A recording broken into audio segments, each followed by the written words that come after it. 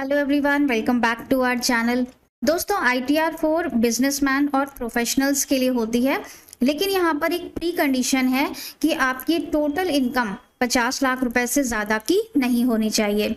अगर आपकी total income 50 lakh को क्रॉस कर जाती है तो आप ITR 3 को फाइल करेंगे, फिर ITR 4 के परव्यू से आप बाहर हो जाते हैं। बिजनेस या प्रोफेशनल इनकम के साथ साथ आपकी सैलरी भी आती है, या फिर हाउस प्रॉपर्टी से इनकम है, या डिविडेंड है, FD का इंटरेस्ट है, तो वो सब भी आप ITR 4 में दिखा सकते हैं।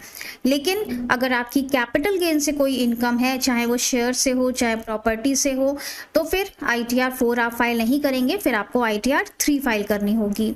असेसमेंट ईयर 26-27 से एक नया अमेंडमेंट भी एप्लीकेबल हुआ है कि 12 लाख रुपए तक की इनकम पर कोई टैक्स नहीं है, तो ITR 4 बिजनेसमैन और प्रोफेशनल्स फाइल कर सकते हैं और 12 लाख रुपए तक की इनकम पर आपको कोई भी टैक्स नहीं देना पड़ेगा। ITR 4 फाइल करने का एक बेनिफिट ये भी रहता है कि आपको कोई भी बुक्स ऑफ अकाउंट्स यहाँ पे मेंटेन नहीं करनी पड़ती हैं और आप प्रिजम्पटिव बेसिस पर अपना प्रॉफिट दिखाकर अपनी ITR को फाइल कर सकते हैं। बिजनेस करते हैं तो 8% का प्रॉफिट दिखा सकते हैं, और अगर प्रोफेशनल हैं जैसे कि CA, लॉयर, आर्किटेक्ट, तो वो 50% प्रॉफिट दिखाकर अपनी ITR को फाइल कर सकते हैं। ये जो प्रॉफिट रेट्स बताए गए हैं ये मिनिमम प्रॉफिट रेट्स हैं। अगर आपका प्रॉफिट इन रेट से ज़्यादा का होता है, मान लेते हैं आप बिजनेसमैन हैं और आपको प्रॉफिट होता है 15% का, तो आप 15% ही दिखाएंगे, तब आपको 6% या 8% नहीं दिखाना है। इसी तरह से अगर आप प्रोफेशनल हैं और आपका प्रॉफिट ज़्यादा होता है 50% से, तो आपको ज़्यादा वाला प्रॉफिट दिखाना है। तो मिनिमम रेट्स गवर्नमेंट ने यहाँ पे स्पेसिफाई कर दिए हैं कि इससे कम आप नहीं दिखा सकते हैं, लगभग इतना आपको दिखाना होता है, या फिर आपका जो एक्चुअल प्रॉफिट है वो आपको दिखाना होता है, विचएवर इज हायर की कंडीशन होती है यहाँ पर, योर एक्चुअल प्रॉफिट या फिर 8% जो भी ज़्यादा हो। तो आज के वीडियो में हम सीखने वाले हैं ITR 4 की फाइलिंग। सबसे पहले हम इनकम टैक्स के पोर्टल पर आ जाएंगे, incometax.gov.in। यहाँ पर हमें लॉगिन पासवर्ड से आ जाना है डैशबोर्ड पर। यहाँ पर हमें मिलेगा e file income tax returns, file income tax returns, और हम सीधे इस वाली विंडो पर आ जाएंगे। यहाँ पर हम सिलेक्ट करेंगे assessment year 26-27, online mode, continue, start new filing से स्टार्ट करेंगे, individual, proceed, select ITR form, ITR 4। यहां पर कंडीशंस लिखी हुई हैं, एक बार इसको रीड जरूर कर लीजिएगा। Proceed, okay, let's get started. Taxable income more than the basic exemption limit. अगर आप न्यू टैक्स रिजीम में फाइलिंग कर रहे हैं और आपकी इनकम 4 लाख रुपए से ज़्यादा की है तो आप फर्स्ट पॉइंट पर टिक करेंगे, और अगर ये कंडीशन नहीं है तो फिर आप अदर्स पे क्लिक कर सकते हैं। Continue, okay. सबसे पहले हम पर्सनल इंफॉर्मेशन पे जाएंगे। नेचर ऑफ एम्प्लॉयमेंट यहाँ पे सेलेक्ट करना है, आप पेंशनर हैं या आप प्राइवेट सेक्टर एम्प्लॉय हैं, या फिर आप central government, state government, PSU, सारे ऑप्शंस आपको मिलेंगे। हम प्राइवेट सेक्टर पे अदर्स पे क्लिक कर लेते हैं। सेक्शन 139(1) ही रहेगा। इसके बाद है have you filed form 10IA within due date for any earlier assessment years for old tax regime. अगर आपने पिछले सालों में ओल्ड टैक्स रिजीम को चूज किया था और उसके लिए आपने फॉर्म नंबर 10IEA को भरा था, तो यहाँ पर यस कर देंगे। यस करते ही यहाँ पर ऑप्शंस हाईलाइट हो जाते हैं कि आपको असेसमेंट ईयर सेलेक्ट करना है कि आपने कौन से साल के लिए ओल्ड टैक्स रिजीम को चूज किया था और आपने कौन से साल में 10IEA को फिल किया था। असेसमेंट ईयर 24-25 या फिर असेसमेंट ईयर 25-26। यहाँ पर एक्नॉलेजमेंट नंबर देना होगा, और अगर हम नो करते हैं, मतलब हमने पिछले साल में न्यू टैक्स रिजीम में ही अपनी ITR को फाइल किया था, तो हम नो कर देंगे। इसके बाद है have you furnished form 10IEA within due date for current assessment year. तो पहले तो पिछले सालों के लिए पूछ रहे थे, अब पूछ रहे हैं इस साल के लिए। क्या इस साल में आप ओल्ड टैक्स रिजीम में जाना चाहते हैं और आपने फॉर्म 10IEA को फिल किया है? अगर आप येस पर क्लिक करेंगे कि हाँ हम ओल्ड टैक्स रिजीम में जाना चाहते हैं, तो आपको यहाँ पर फॉर्म का फाइलिंग डेट देनी होगी और यहाँ पर एक्नॉलेजमेंट नंबर देना होगा। तो इसका मतलब ये हुआ कि इस फॉर्म को भरने से पहले आपको अपना फॉर्म 10 IEA भरना है अगर आप ओल्ड टैक्स रिजीम में जाना चाहते हैं। उसके बाद आप यहाँ पर उसकी डेट्स देंगे और यहाँ पर एक्नॉलेजमेंट नंबर देंगे। तो आपको कंफर्म पहले ही कर लेना है, आपके लिए ओल्ड बेटर रहेगी, न्यू बेटर रहेगी, सारा कंपैरिजन करके आपको पहले ही डिसाइड कर लेना है कि आपको ओल्ड में जाना है या न्यू में जाना है। तो ओल्ड में जाना है तो येस पे क्लिक करेंगे और न्यू में जाना चाहते हैं तो नो पर क्लिक करेंगे। अगर आपकी इनकम 12 लाख रुपए तक है तो आप नो पर क्लिक करके न्यू टैक्स रिजीम में जा सकते हैं। इसके बाद है बैंक डिटेल्स। यहाँ पर किसी भी एक बैंक को रिफंड के लिए नॉमिनेट करना ज़रूरी है और सभी बैंक्स जो भी आपके इंडिया के अंदर हैं वो यहाँ पर डिस्प्ले होने चाहिए। कोई बैंक डिस्प्ले नहीं हो रहा है तो ऐड अनदर पे क्लिक करके आप बैंक को ऐड कर सकते हैं। ऐड करने के लिए आपको सिर्फ अकाउंट नंबर चाहिए होगा और उसका IFSC कोड चाहिए होगा। कंफर्म कर देते हैं। इसके बाद आती है ग्रॉस टोटल इनकम। सबसे पहले है income from business and profession. पहले हम बिजनेस वालों के लिए देख लेते हैं कैसे फिल किया जाएगा, फिर हम प्रोफेशनल्स के लिए देख लेंगे। और इसको फिल करने के लिए आप अपना 26AS और अपना AIS स्टेटमेंट ये दोनों डाउनलोड ज़रूर कर लीजिएगा। और जो भी आपकी इनकम्स इन दोनों डॉक्यूमेंट्स में रिफ्लेक्ट हो रही हैं वो आपके ITR में होनी चाहिए। अगर आप ज़्यादा इनकम दिखाएंगे तो कोई दिक्कत नहीं है, लेकिन इन दोनों डॉक्यूमेंट से कम इनकम आपके ITR में नहीं होनी चाहिए। AIS आपको यहाँ ऊपर ब्लू लाइन में मिल जाता है और ई फाइल में जाएंगे, इनकम टैक्स रिटर्न्स, और यहाँ पर आपको व्यू फॉर्म 26AS, ये 26AS यहाँ पर मिल जाता है। अब हम यहाँ एडिट पे क्लिक करते हैं। सबसे पहले है प्रिजम्पटिव इनकम फ्रॉम बिजनेस। यहाँ पे शो डिटेल्स पे क्लिक करेंगे, ऐड अनदर पे क्लिक करेंगे। यहाँ पर आपको अपने बिजनेस का नाम दे देना है, जो भी बिजनेस का नाम हो। यहाँ पर आप बिजनेस कोड लेंगे, आपके बिजनेस का कोड क्या है वो आपको यहाँ पे काफ़ी सारे ऑप्शंस आपको मिलेंगे। आपको यहाँ से चूज कर लेना है कि आप प्रोसेसिंग करते हैं, मैन्युफैक्चरिंग करते हैं, बहुत सारे ऑप्शंस आपको यहाँ पर मिलेंगे। साइबर कैफ़े है तो साइबर कैफ़े का चूज़ कर सकते हैं। यहाँ पर आपको छोटा सा डिस्क्रिप्शन दे देना है कि आपका किस तरह का बिजनेस है और यहाँ पर आपको सेव कर देना है। तो ये देखिए यहाँ पर बिजनेस ऐड हो गया है और अब हमें यहाँ पर इनकम देनी होगी। सबसे पहले है थ्रू अकाउंट पे चेक और बैंक ड्राफ्ट। इलेक्ट्रॉनिक मोड से कोई भी आप पैसा ले रहे हैं बिजनेस में, जो कैश रिसीट्स हैं वो आपकी जितनी भी ऑनलाइन मोड से या बैंकिंग मोड से आ रही हैं वो टर्नओवर आपको यहाँ पर लेना है। मान लेते हैं कि हमारी 5 लाख रुपए की जो रिसीट्स हैं वो हमें बैंकिंग मोड से आ रही हैं। रिसीट्स इन कैश, जो कैश रिसीट्स हैं हमारी वो 1 लाख की हैं। एनी अदर मोड तो वो यहाँ पे ले सकते हैं।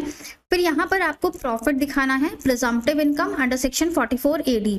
तो यहाँ पे बोल रहे हैं 6% of amount claimed to have been earned, मतलब जितना भी आपको बैंकिंग मोड से आ रहा है उसका कम से कम 6% या फिर जितना भी आप एक्चुअल प्रॉफिट अर्न कर रहे हैं वो, विच एवर इज हायर, वो आपको यहाँ पर दिखाना है।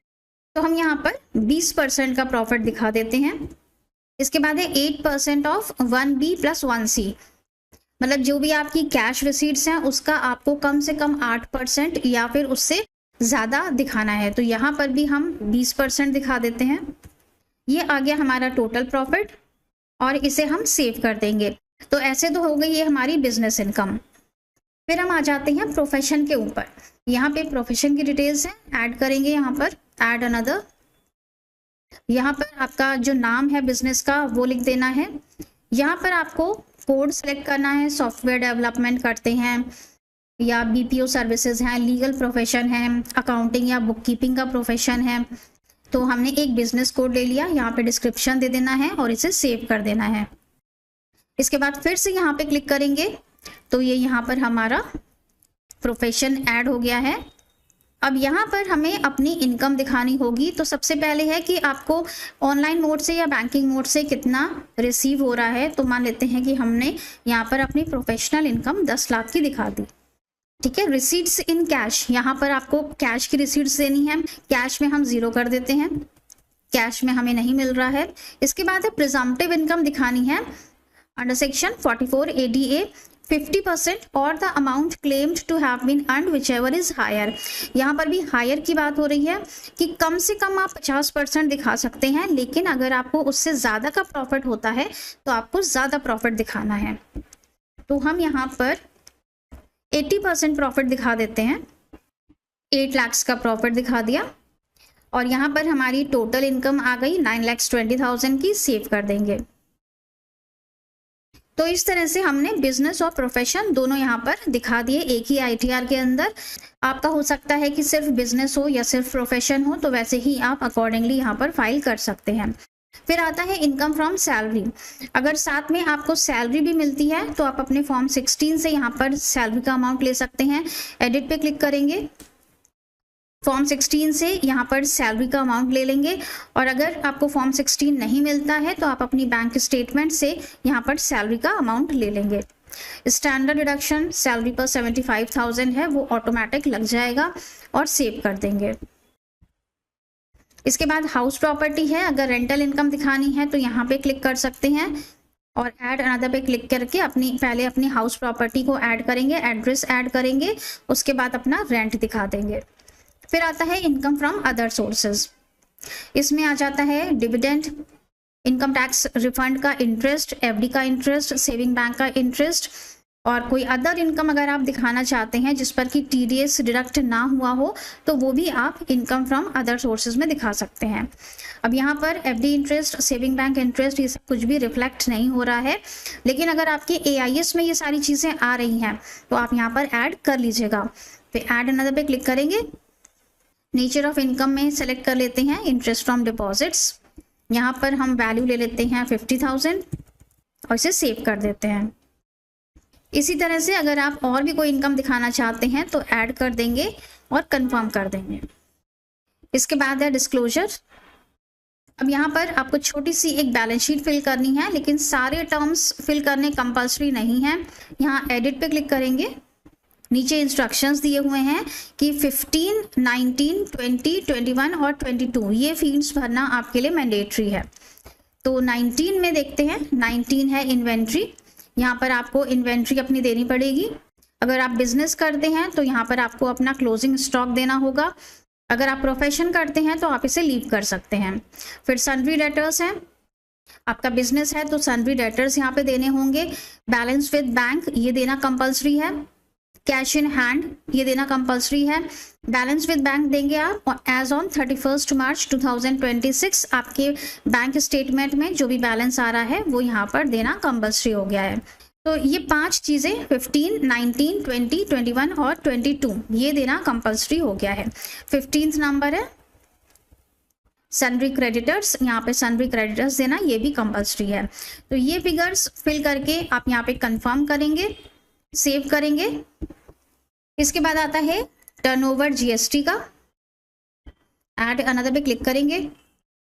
अगर आपने जीएसटी नंबर लिया हुआ है तो यहाँ पर जीएसटी नंबर ज़रूर दीजिएगा और यहाँ पर आपकी जीएसटी रिटर्न में जितनी भी आपने एनुअल वैल्यू दिखाई हुई हैं वो सारी वैल्यूज़ टोटल करके यहाँ पर आएंगी पूरे साल की।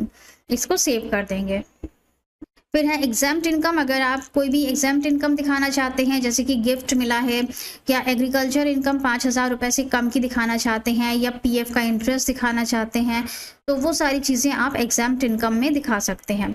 कंफर्म कर दिया। इसके बाद लॉन्ग टर्म कैपिटल गेन है। अगर आपने इक्विटी शेयर्स या इक्विटी म्यूचुअल फंड्स को सेल किया है और वहाँ से आपको लॉन्ग टर्म कैपिटल गेन हुआ लेकिन वो 1.25 लाख रुपए से कम का है, आपका जो प्रॉफिट है वो 1.25 लाख से कम का है तो आप ITR 4 में दिखा सकते हैं। यहाँ पर सेल कंसिडरेशन, यहाँ पर टोटल कॉस्ट ऑफ एक्विजिशन, यहाँ पे प्रॉफिट आ जाएगा और कंफर्म कर देंगे। तो इसमें यहाँ पे कोई भी इंडेक्सेशन का बेनिफिट नहीं लगाना है, सीधे सीधे आपको सेल माइनस परचेज कर देना है। जैसे कि 1 लाख हमारा सेल हुआ और 50,000 हमारा कॉस्ट ऑफ एक्विजिशन था तो 50,000 का हमारा प्रॉफिट हो गया, कंफर्म। इसके बाद डिडक्शंस आता है। तो न्यू टैक्स रिजीम में डिडक्शंस बहुत लिमिटेड हैं और कोई भी यहाँ पे खास एप्लीकेबल नहीं होते हैं।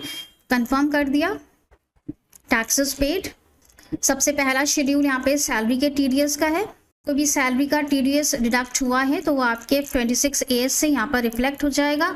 नहीं तो आप ऐड अनदर पे क्लिक करके उसे ऐड भी कर सकते हैं और सारी डिटेल्स आपको 26 AS में मिल जाती हैं।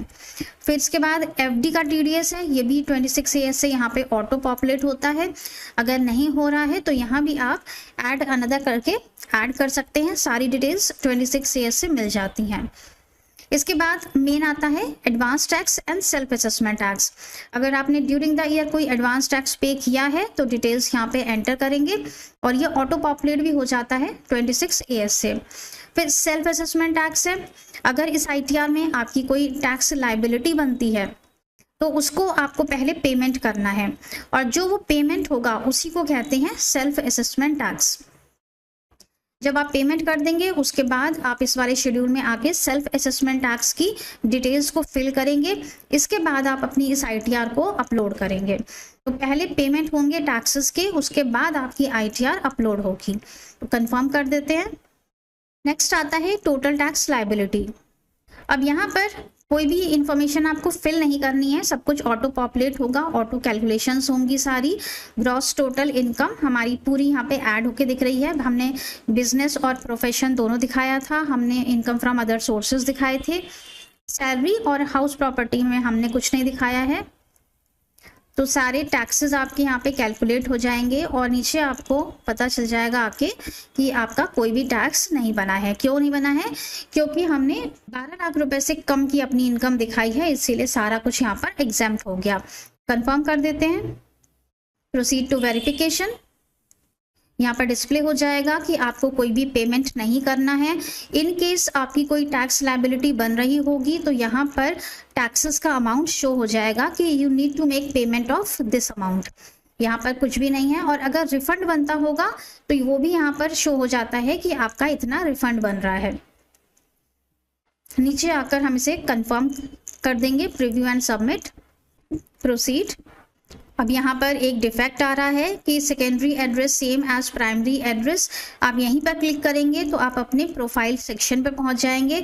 वहाँ पर आपको चूज़ करना है कि क्या जो आपका सेकेंडरी एड्रेस है और प्राइमरी एड्रेस है वो सेम है या अलग अलग है। तो ये चीज़ आपको कंफर्म करनी है। उसके बाद आप पूरा प्रोसेस करके फिर से आप यहीं पर आएंगे और अपनी ITR को अपलोड करेंगे। तो हमने एरर्स को रिमूव कर दिया है और हमारा वैलिडेशन सक्सेसफुल हो गया है। अब हम प्रीव्यू देखेंगे, पूरे ITR का प्रीव्यू देखकर, और यहाँ पे प्रोसीड टू वैलिडेशन करेंगे। Validation successful. इसके बाद प्रोसीड टू वेरिफिकेशन। अब यहाँ पर आपको E-वेरीफाई करना है तो 3 ऑप्शंस हैं। E-वेरीफाई नाउ तुरंत कर सकते हैं आधार OTP से।